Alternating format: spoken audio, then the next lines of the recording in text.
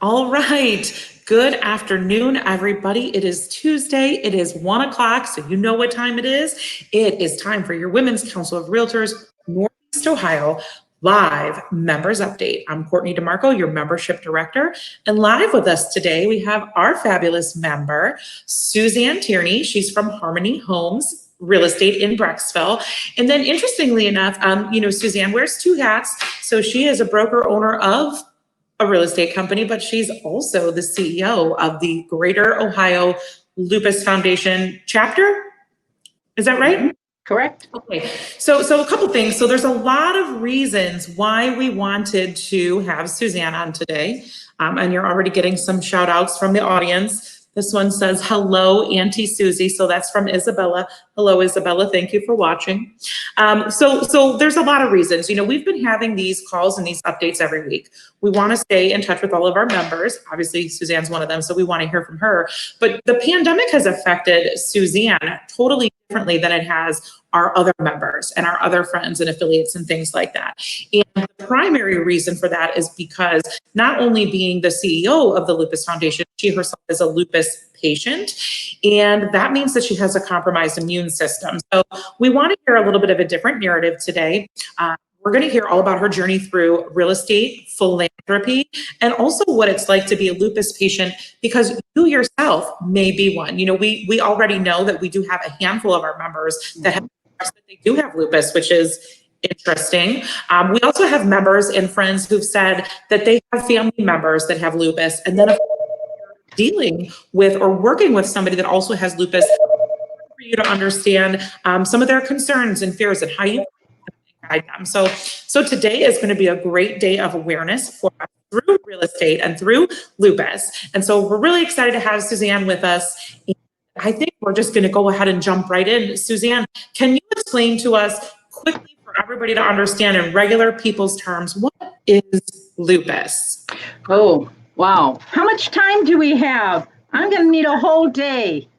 First of all, Courtney, thank you for having me. I'm really excited, first of all, because awareness for lupus is needed and the right information is needed. And what we have learned at the Lupus Foundation is today, someone you know has lupus, but most people don't know what it is still. So you mentioned I have lupus. I look perfectly normal to you. You can't see the havoc that goes on inside of my body. And that's one of the challenges that we have. So lupus is an autoimmune disease. It's where something has gone haywire within the immune system. Instead of your body protecting itself and like warding off strangers and infections and things like that, it gets crazy and it jumps on your own body. It attacks your own healthy self. All right. So by doing that, it could affect the organ. It could affect any organ system. It can affect all of them. Or it could just be the skin, the heart, the liver, or it could be chronic pain. For every lupus patient, it's different. It's not much different than COVID in the sense that it's a mystery. We don't know what causes it. There's no cure for it. There's no good sound treatment for it.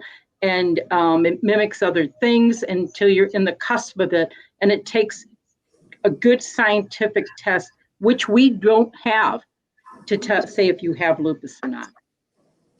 I was talking with one of our members, and I'll leave her name out of it because this is a medical condition. She's one of our favorite members, though. And she actually went through years and years of some agony, torture, and misdiagnosing, and some real, we'll call it headaches, before they finally realized that what she really has is lupus. And so all of her treatments have changed, her pills have all changed, everything's changed. And so things are going much more differently for her. I think one of the important things we want to think about here too, especially because you are a real estate agent, is you've got this compromised immune system. So this pandemic hits and everyone's being told to stay home. Like, what starts going through your mind? Because not only would you have been in the lupus office every day, but you would have been out selling real estate. So what happens to you? You have to hunker down. Hunker down. I'm still hunkering down. So I call it the purple panic chair. All right. So I have been in the purple panic chair since March. When this all started, I was actually home. I wasn't feeling good. I had the flu. I don't know if I had COVID because it was crazy. You couldn't give me test for it. So I slept for a week and I woke up and it's like, what the heck happened? The whole world's shutting down on us. and I couldn't figure out what was going on. So my husband built a moat around the house. That's what I tell people. No one was allowed in, no one was allowed out. We've had groceries delivered, we've had medication delivered, the mail when it came in was sterilized, the kids haven't been over, and we're calling it perfect panic seat, all right? And then it's like, okay, I have to put my CEO hat on for Harmony Homes and for Lupus, and the phones just wouldn't stop, all right? Not only was I panicking for myself and for my constituents, but I had 2 businesses to run, and I had to care about my staff, all right, and the businesses. But first, let's talk about me. What happened is that when you live with lupus, you live with uncertainty all the time. And you're right, we have several other agents within our community that belong to the foundation and have lupus. Now, keep in mind, most professional women don't tell other people that they have lupus. There's a lot of us walking around. I don't tell my clients I have lupus. Okay, I don't want them to think that I'm damaged or incapable because they don't understand the disease. So bunker down, we bunkered down. I was scared. I immediately tried to fill all my prescriptions. And then the hydrochloroquine fiasco happened with the president touting the drug about this drug that treats lupus patient is going to be a cure for COVID. That added more insanity. What happened was there was a surge for the drug. People were getting it prescribed from their foot doctors, their skin doctors, their chiropractors, and then our patients couldn't get it. And then they rose the price of it. So thank God for DeWine. Governor DeWine stepped in with the Pharmacy Association here in Ohio and ceased it. And you had to have a legitimate lupus prescription or you couldn't get it. But my life changed completely. Even now, I'm just starting to come out. I canceled all working operations, all in-person events here at the chapter, and we had to set policies in place. And that's a whole nother conversation. But living with fear every day and knowing that the CDC agrees that lupus patients are the compromised category for this COVID. So we had to live with that, and then we couldn't get our medicine. All right. Okay, then the medicine, they came out and said, oh, no, don't take it because it could cause heart problems. So then the patient stopped taking it. So the news plays a very important role in everything that we do, and it really impacted a lot of our constituents. Sure, I bet. Okay, so how do you handle everything with your real estate office? Are you guys doing things virtually? Is everybody just calling you, FaceTiming, Zoom calls, referrals? Are you referring a lot out to the people in your office? So for me, when I really had it, so working in the health industry, I really struggled with money and what's right. All right. I really, and even today, really struggled with that. And I'll be honest with you, I lost a few buyers. Okay. We still had people who wanted to get in cars and drive around and look at houses. Right. So the first thing you had to do was protect everybody. All right. Because we didn't know what we were dealing with. You're not getting in a car, you're not driving people around. First of all, the liability issues were very concerning. And there's no rule book. There's no playbook on how this was to play out. I think we were all scrambling as fast as we can. And the disruption that we all had is like, okay, we're not putting people in our cars. For those that want to champion seeing a house, they better be pre-approved, right? Because we're not wasting anybody's time here. Okay, so if you're not ready to roll, if you're not a ready, willing, and able buyer, this isn't your time. One, you don't want to walk into a house that you don't know who lives in that house or who they've been exposed to. And you could be a carrier and be fine, but you don't know what you might be bringing to somebody else, all right? Even though, my family, I haven't been with them at all, all right? And it's just, I had a brand new granddaughter and I saw her. You probably saw my 1,000 hits on Facebook with her playing the piano. She was finally over playing the little piano. And it's painful emotionally. But going back to your question is I had to make a decision. What's right? What is the right decision to make? And how does it affect money? And there's a point in time in our life that money isn't everything. All right. So a lot of business, I personally said, I can't help you with, but the deals that were already in place, fortunately, I have a team. All right. And the younger people aren't as fearful or weren't sitting in the purple panic chair with me. Okay. So, many of you know Bill, he's my partner, and he had to go out and, he had to work extra hard, and good for him because, we're very, we have many different entities at Harmony Homes. We have rental luxury homes. We rent houses in Florida. We do REO properties. We do traditional real estate. Well, he had to step his game up for residential real estate. All right. And he went and showed houses that I couldn't show. But even with him, we had to set policies. So if you don't have any policies in place, now's the time to get your book out and start drafting them, because there were no HR policies for this. We were so unprepared as a nation. None of us saw this coming. None of us saw it coming. Now, what about over at the Lupus Foundation? There are people on staff there. I know you also have some volunteers. Some people have lupus, some do not. So how have you had to shift and adjust to operations? Because your lupus patients need you more now than ever, because if they before, now we're living through a pandemic. There's so much uncertainty. So you need to have this patient advocacy. So how are you staying in front of people? How are you support all of the Lupians now during this pandemic? Talk about a disruptive world. Okay. So I think as a leader, you really have to have beginner thoughts. All right. And not just rest on your laurels. We had to do some very creative thinking and think, okay, what can we do to help them? All of our in-person programs have ceased.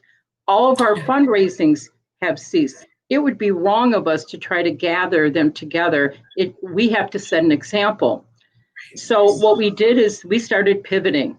I actually made a plan. I don't know if anybody's used MindMaster before, which is a tool where you can set out different plans and structures, and said, this is what we did. How can we pivot with them? So, we turned to digital. We're all Zoom experts. We're all webinar experts. And technology isn't cheap, by the way. And there's a learning curve, not only for the staff, but for those who we serve. Not everyone has the ability. So we started doing Zoom meetings, and we've had like 300, 400 people sign up. And what we learned is we had a broader reach.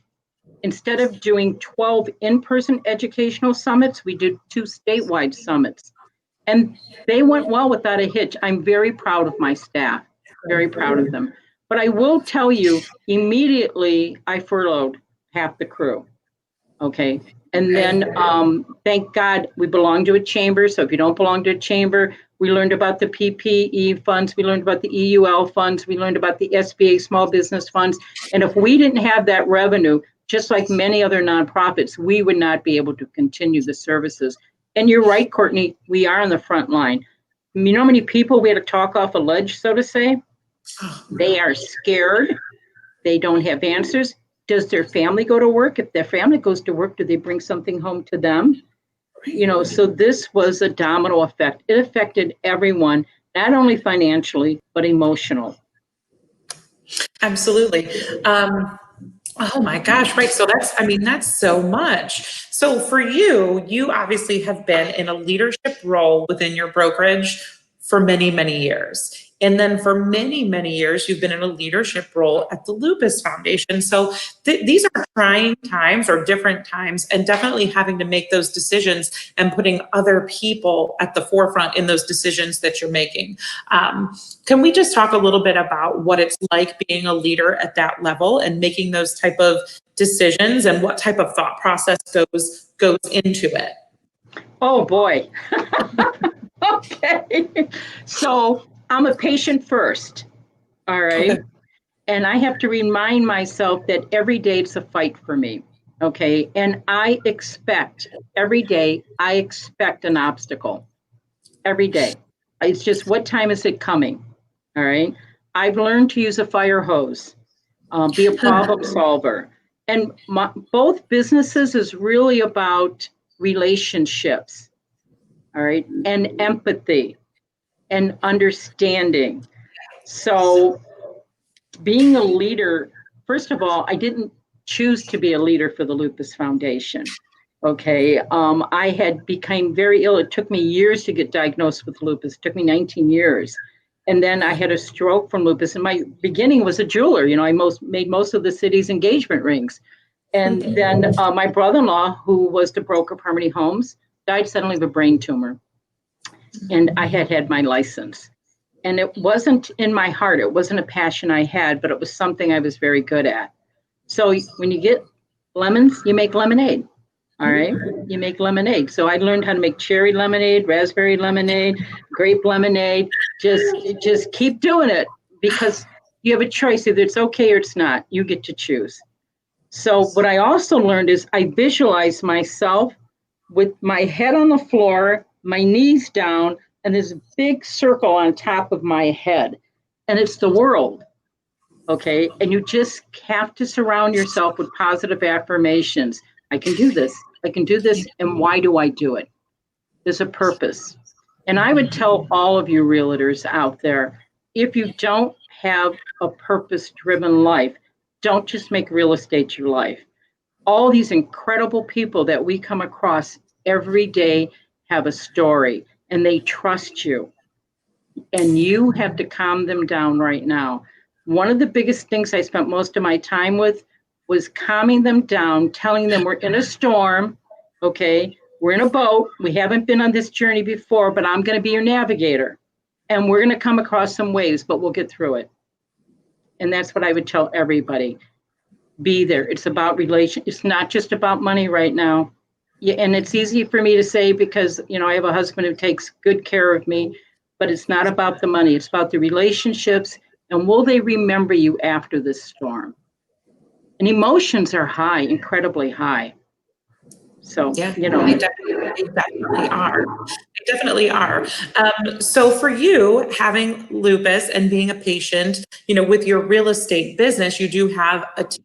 So for those of our other agents that have lupus, I know a lot of people are doing as much as they can behind the scenes virtually. And then, of course, you know, delegating some things, hopefully to people in their office and their team like that. What would you say to our realtors who they've never heard of lupus or even some other immune and autoimmune deficiencies and diseases and things, but they're working with customers who have them and maybe they don't understand the fears and concerns? How would you explain to someone who doesn't have lupus, but they're working with that type of buyer or seller, what they could do to help to have that empathy and maybe some things they could do differently to help better serve that person? Wow. So, right. There's an enormous amount of trust that you have to exhibit. Okay. And again, the one thing that I always say is we don't look sick, right? You don't know that emotionally and physically what's going on the inside. And we may be moody one day and up another day. And they're not looking for sympathy. They're looking for empathy. When we're going up and down the steps, okay, or when we're opening the door, if there's a big step stoop, or when you're giving them a ton of paperwork at one time, I want you to be patient with them. And if you don't, if they know that you even know a little bit about lupus, they're going to feel comfortable. Reach out to us at the Lupus Foundation. It's real easy, 1-888-NO-LUPUS. In order for there to be no lupus, you must know it, okay? I do have a staff here. Half of them do have lupus, half of them don't. I do have them segregated, and we have them on different time schedules, so they're not all one time. We practice social distancing in our offices. If you're outside your office, you have to wear a mask. We have hand sanitizers everywhere. Carry hand sanitizers with you. Buy the little kits. Give it to your clients. You can buy these great little kits that have the handy wipes in them, and they have the mask and gloves. If you're going to take them, give them the kit before you go into it. If you're showing them a house, and for God's sake, if you're going into an open house, if anybody else is in the open house, don't go in it. Or I lock the door and just let them go through with me, and then we come out and unlock the door. You want to protect them, and they're looking for empathy, that you understand them. All right. And they're scared. And if they're out buying a house right now, it's very bold because most of them are in lockdown. You know what? Better yet, be a friend. If you have a client with lupus, call them. They may not buy today, but you'll have them for tomorrow. You want a friend, be a friend. Good point. Very good. So our friend Jill Katzenberg said, follow the relationship and the money will follow. And so could not agree more. Thank you for not agree more. Yes, yes. Mm-hmm. And then our program director, Cindy O'Neill Riley, she said that is great advice. And we do have somebody that's saying make lemonade. And I think that that's a great idea. We like to make lemonade. Some of us add citron vodka to ours. Our president for 2020, Renee Pace, said hello. And then Cindy said she loves seeing you on today, Suzanne. So I appreciate it. Is tuning in. You know, it's funny, Suzanne, because I see we've got like people from our life, from over the course of life tuning in. I see Kathy Tierney is watching, Jody watching. I love her. Let's see, Stacy Nemeth is watching. Those are just some kind of names. Wow. They're tuning in. They obviously saw your face today and wondered what and what we are up to is trying to share some information about lupus, how it affects you, how it affects your friends, and how it all sort of interacts in the real estate industry that we're in and what we have happening right now. And you are right. It is a crazy, crazy time. Houses are selling like wildfire. So when you talked about not showing people who aren't pre-approved, that's like you're singing my message. You need to be pre-approved because when you walk in, you want to make an offer, there's a million other offers on the table. If you're not pre-approved and ready to go with a good pre-approval, obviously that doesn't do you any service at all. So you want to be approved right up front. Let's go ahead. We have Marie Nader from Howard Hanna is here today. And I know we had Tina Grant from Howard Hanna. She was here watching with us. Big supporter. She's what? A big supporter. She's a big supporter. Well, thank you for that. So one of the things, you know, just because so many people that we know, whether it's in real estate or just in life, we know that people do have causes and things that they want to support. And philanthropy is a huge thing. So we talk about being involved in real estate and having your why. And for some people, they have these other outlets outside of real estate or that they incorporate into their business that they can support, that they can help, that they can kind of give back. You've been involved in nonprofit and philanthropy for quite some time. Could you just share with our friends, like, what has that done for your personal journey, for you being involved? Obviously, yes, a patient first, but all of these people and all of these families that you've come in contact with, what has that done for you personally? You know, it's a funny thing. My mother took me to the Lupus Foundation before I went. I met it with much resistance, okay? But I will say one thing that I've learned through the years, and I've been in nonprofit for over 30 years. I sat on many nonprofit boards, other health organizations and things as well. Here's what I know, and don't take this the wrong way, but misery loves company, okay? Misery loves company, and there's nothing better than talking with another lupus patient. Okay, you have walked in each other's shoes. You understand the journey with each other. You will learn more from each other than you ever could imagine. And as far as being involved in philanthropy, I've raised hundreds and hundreds and hundreds, probably millions of dollars. Was not an easy task, okay? But it has been a privilege to work for nonprofit, all right? And to whom much is given, much is expected. All right. And if we don't give, if the healthy people don't help, someday you're going to be in that storm. All right. So you may not need help now. And I would encourage every realtor to belong to a nonprofit organization. You talked about volunteers. The volunteers are gone right now. Okay. The older folks or the people who were sick who came out and helped.